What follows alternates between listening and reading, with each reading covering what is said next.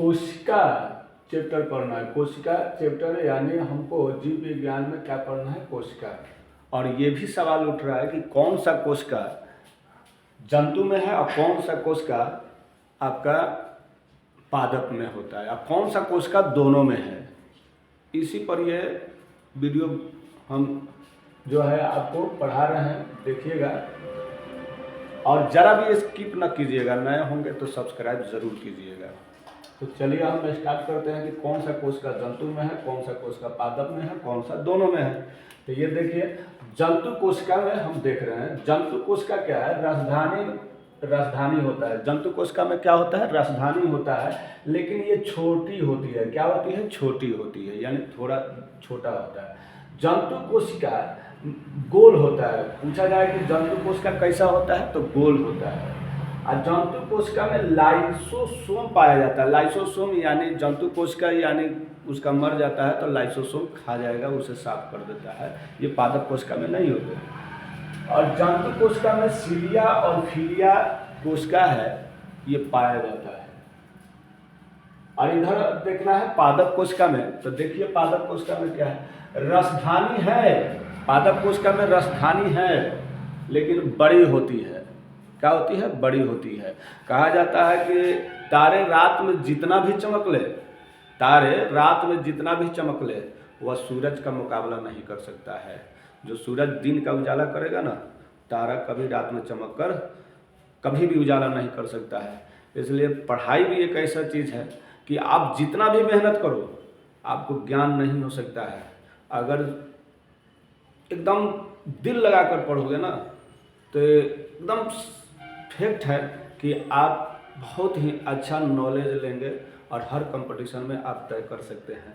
कहा जाता है, कबीरदास कहा है कि पोथी पढ़ी पढ़ी जगमुआ, पंडित भयो न कोय, 2.5 अक्षर प्रेम का पढ़े तो पंडित होए।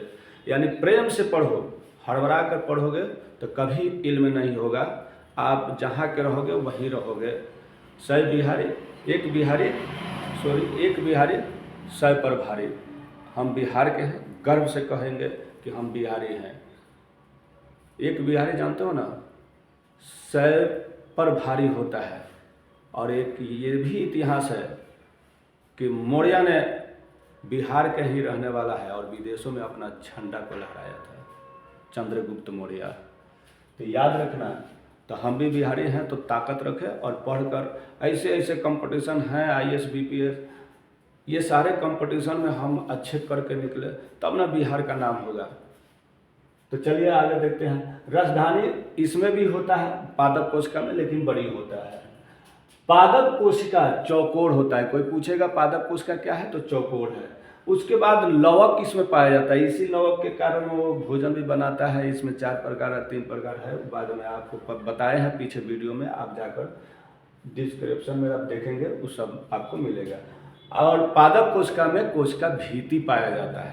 यानी ये देखिए, जंतु कोशिका में है, स्पेशल ये देख लिए पादप कोशिका में है। लेकिन कुछ ऐसे कोशिका हैं जो पादप में भी है और जंतु में भी है। किसमें? पादप में भी है और जंतु में भी है। जैसे आप देखो माइटोकॉन्ड्रिया यहाँ दिखा रहा है ना, तो माइटोकॉन्ड्रिया पादप में भी है और जंतु में भी है। गल्जी बर्दे ये पादप में भी है और क्या है? जंतु में भी है। माइटोकॉन्ड्रिया ऊर्जा निर्माण करता है, यानी पावर ऑफ हाउस कहा जाता है, ऊर्जा गृह भी कहा जाता है माइटोकॉन्ड्रिया के। गल्जी बॉडी परिवहन करता है कोशिका में। केंद्रक होता है, ये जो पूरे कोशिका को कंट्रोल करता है।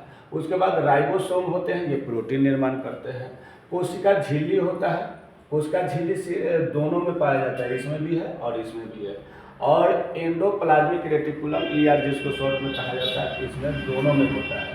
उसके बाद सेंट्रोसोम दोनों में होता है। याद कीजिएगा, ये इतना अच्छा आपको छांट कर आपको दिखा दिया गया है कि आपको एकदम आसान होगा पढ़ने में। कोई भारी नहीं है, एकदम आसान है। आप एकदम याद रखिएगा।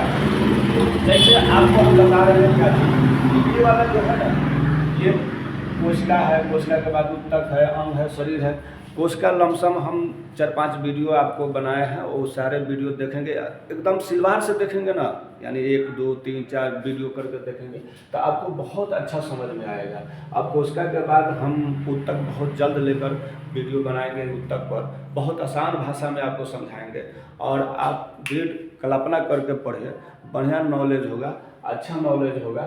चलिए तो आगे जिसको स्क्रीनशॉट लेना है ले ले।